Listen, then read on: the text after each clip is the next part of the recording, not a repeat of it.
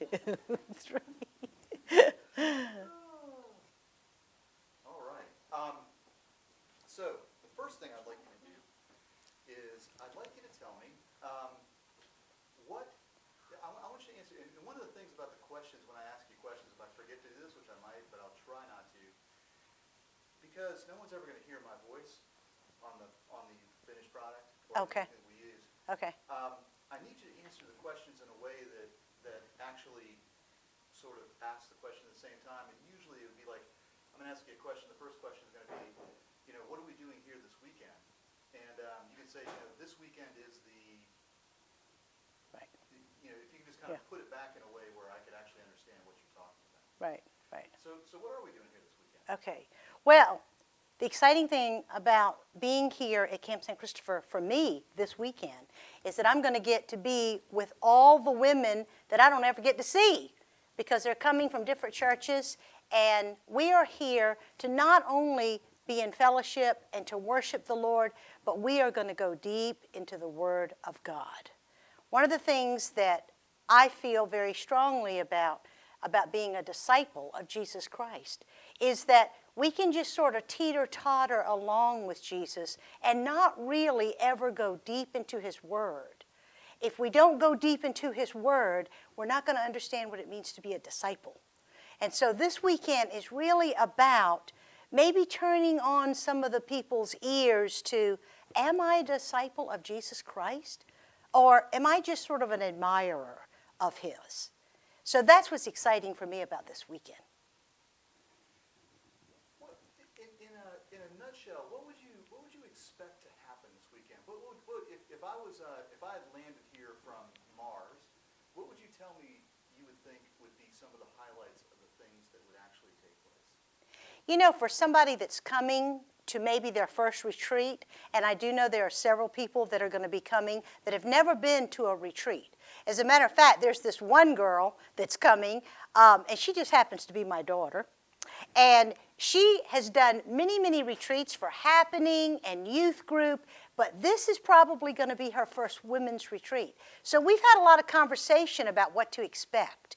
And one of the things that I think people need to look forward to is looking at the women that go to their church, looking at women that go to other churches that they've never seen, getting to know what excites them about the Lord, and also wondering, do I really read and study the Bible like Jesus would want me to, so that I can get to know who He is and not just what about Him?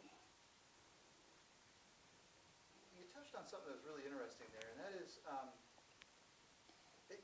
can you just sort of expand a little bit on what it means to have intergenerational participation? What does it mean? Mm-hmm. And I know, in your case, you're going to witness this weekend, right? This Right, is something that's going to happen right, to you. right. I think it's sort of a two-piece question. The first question is, as a clergy person, what do you feel? How do you feel? How important is it that we worship together intergenerationally?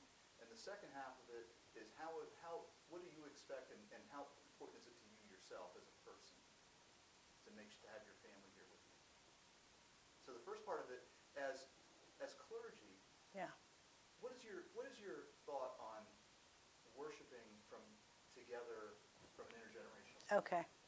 One of the interesting things that I heard growing up from my priest when I was young, and then my husband, who is a priest, is the power of ministry in a church is doing ministry from what we call the womb to the tomb, from birth to death.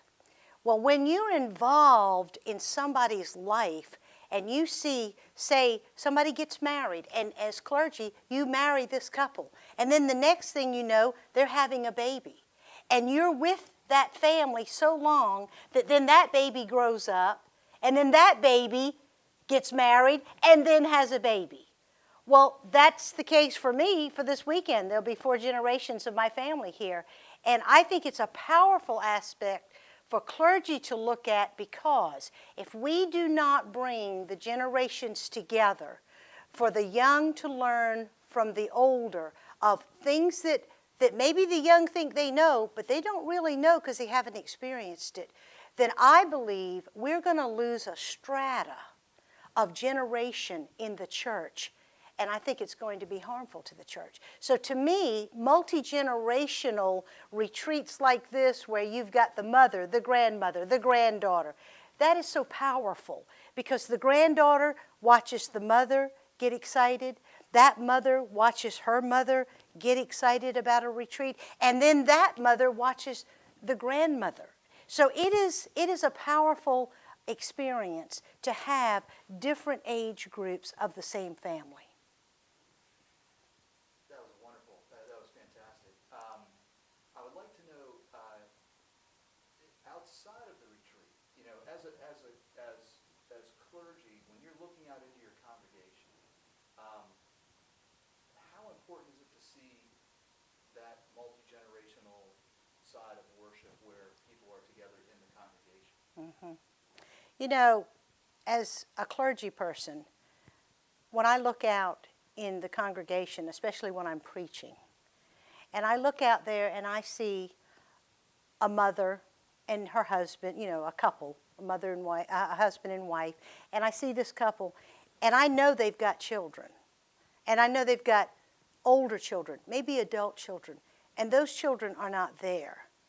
It grieves my heart, because I will tell you why. The disciples in the early church, they went after all of the family. We see that in Corinthians, when Paul went into Corinth and he was in Cornelius' house. He baptized his whole family. So the whole family came into the church experience. And that keeps the church alive. Because you know what? One day, the old people are going to die. And that next generation has got to come in and have that same passion and excitement for the church, but also for the love of Jesus, and to carry that on. So really, it's about extinction. If we don't have these generations raising them up, showing them what it means to be a lover of Jesus Christ, then we could very well find ourselves in a bit of an extinction